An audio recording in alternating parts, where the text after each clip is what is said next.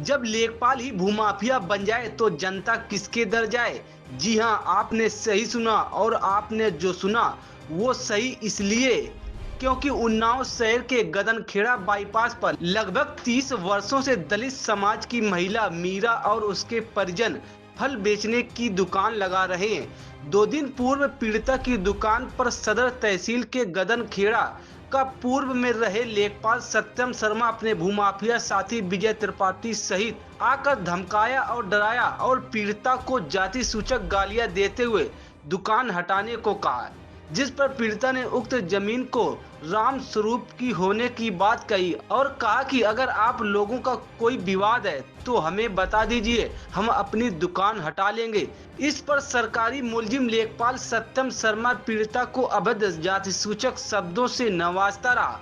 उसके बाद आज 10 मार्च की सुबह जब पीड़िता दुकान खोलने गई तो देखा कि उसका लाखों रुपए की सामान और फलों पर जेसीबी चलाकर सब नष्ट कर दिया।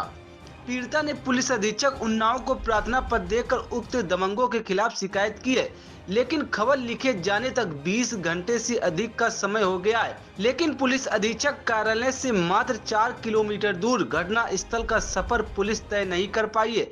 इससे साफ जाहिर होता है कि लेखपाल सत्यम शर्मा और भूमाफिया विजय त्रिपाठी की प्रशासन में कितना रसूख है। दलित समाज की पीड़िता को न्याय मिल पाएगा या नहीं, अब पुलिस अधीक्षक उन्नाव के ऊपर निर्भर है। ऐसे में आम जनमानस के जहन में सवाल उठना लाजिमी है कि जब जनता के प्रति न्याय संगत व्यवहार करने वाले ही जनता से दमंगई करेंगे और सरकारी नौकर से भूमाफिया बन जाएंगे तो फिर जनता कहां जाएगी। इस तरह के भ्रष्ट कर्मचारियों और भूमाफियों को योगी सरकार की जीरो टॉलरेंस वाली नीति की धज्जियां उड़ाकर सरकार की छवि को धूमिल कर रहे हैं।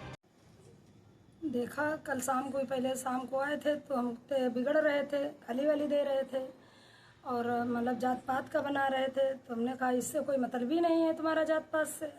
कौन आया था, कौन गाली दे रहा था? ये सत्यम लेखपाल। सत्यम लेखपाल? हाँ। अच्छा। और कह रहे थे कि मतलब ये हटाइए। तो उनका भैया तुम्हारी जगह में भी नहीं है, तुम आप बेकार परेशान हो। आज हम 20-22 साल से फल बेच रहे, लगा रहे, कोई हमसे तुमका कौन सी तराज है। तो रात में पहले बोले कि नहीं हटा लेना, तो हम कहा सुबह हटा लेंगे। और जब हमने सुबह 6 बजे आए, 6:30 बजे, तो देखा कि सब जेसीबी से टूटा हुआ पड़ा है। सत्यम लेखपाल कल आए थे शाम को कि परसों? हाँ, नहीं परसों शाम को आए थे। हाँ, और विजय त्रिपाठी भी रहे, लेकिन वो कुछ कहे नहीं। वो कुछ कहे नहीं।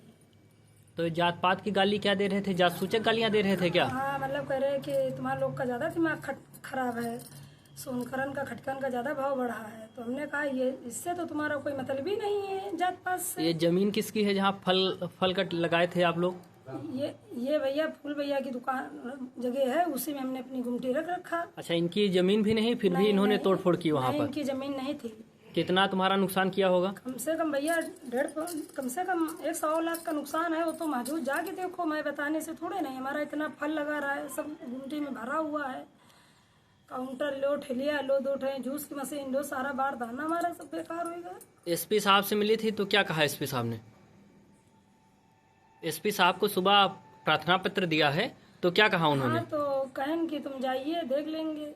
अभी तक तुम्हारा एप्लीकेशन लिख गया है, आप जाइए, लेकिन अभी तक कुछ हुआ नहीं। कोई थाने से या चौकी से कोई आए थे पुलिसकर्मी? कोई नहीं आया अभी तक, कोई कार्यवाही नहीं हुई? अभी तक कोई नहीं आया। तो ये सत्यम लेखपाल और विजय त्रिपाठी आपको धमका रहे हैं क्या? नहीं, विजय ने कुछ नहीं कहा, वो शायद खड़े थे, लेकिन यही सत्यम लेखपाल कह रहे थे।